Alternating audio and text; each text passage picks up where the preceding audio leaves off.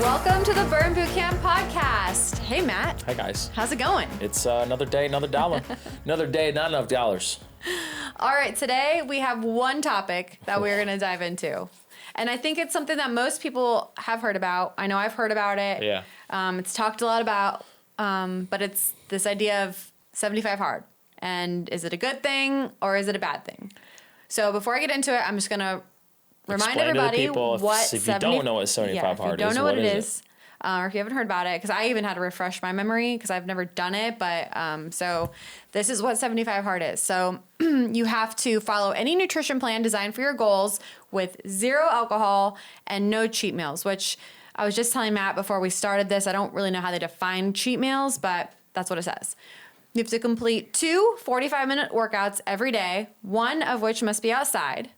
You need to drink a gallon of water every day, read 10 pages of an educational or self-improvement book every day, and then take a progress picture every day. Again, all of these things for 75 days in a row. Matt, what's your opinion? First of all, I've never done it. I've obviously heard about it. I think it's been around a couple years. Yeah. I get it. I think it's, from my perspective, it's a mental thing, right? It's, can you do this for 75 days? Yeah. Again, what's the outcome? If the outcome is to prove to yourself to do something literally hard for 75 days, great. If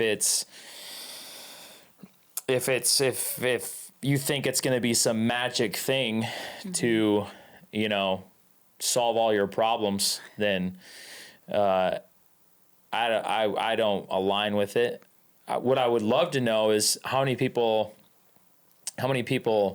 overall have tried it, and what's the success rate of completing the 75 days? Because I know a lot of people who have done it and haven't gone through with the 75 days. Does that mean they're weak mentally? No. I mean, if you want to say that, that's your prerogative, but I don't think so. I think again, I think it's a mental thing, and if you want to prove to yourself for 75 days, you can work out twice, 45 minutes, not cheat, not drink alcohol. Is that going to solve all your fitness and health problems? No. Could it be a kickstart to something maybe and ignite something in you? Yeah, sure. Yeah. And if you need that, great. But I'm more, I subscribe more to the, 250 days of consistency. Yeah. I don't think I need to go 75 days hard. And I would want to know, the whole all in, all out thing. I don't get either. Like, not drinking alcohol for 75 days, great. Right. But what are you going to do on day 76 in cheat meal? Like, there's so much evidence out there of, people falling off the wagon from a diet perspective where they're so clean for a specific amount of time, either like dry January for 30 days or, they do some specific diet for 30 or 75 days. And then it's just not sustainable. And I know they say pick something sustainable for you, but to no cheat meals for 75 days, that's not sustainable. Yeah. There's going to be a rebound effect for somebody. And then that rebound effect is usually more damaging to that person, because then they got to restart all over again. So look, if it's a tool for you, great. I'm never going to do it. Yeah. I agree 100%. I've never done it. I don't like the idea of it. I also was just reading a little bit more, and if you mess up one day, then you have to start the whole challenge over again. To me, there's just a lot of different little things in here that, to Matt's point, if you want to pick one of those things and you want to challenge yourself because that's just maybe where you're at in your journey of life, cool. But to do all of these things for 75 days, I don't even know how you'd be happy. At the end of the day, I don't like to restrict myself 100%. Mm-hmm. That's just not, I don't encourage anyone to do that. From my perspective, if you restrict yourself 100% of the time, there's 100% time you will fail. Yeah. How is that setting anyone up for success? Over. I would also like to I would like someone to be honest and say, you actually did all of these things 100% for 75 days. To me, this is I don't like putting myself in a position where I'm literally setting myself up for failure. Yeah.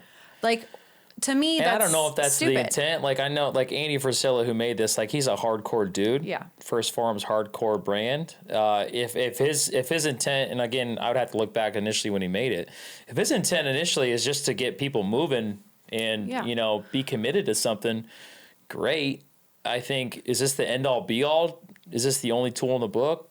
Was this the only tool that worked for all the people? No, absolutely not. I think you're going to find more success, living by 80-20. I don't know. Yeah. That's just my perspective. And I think It's a lifestyle. Yeah. 75 days is not your whole life. So No, I agree with that.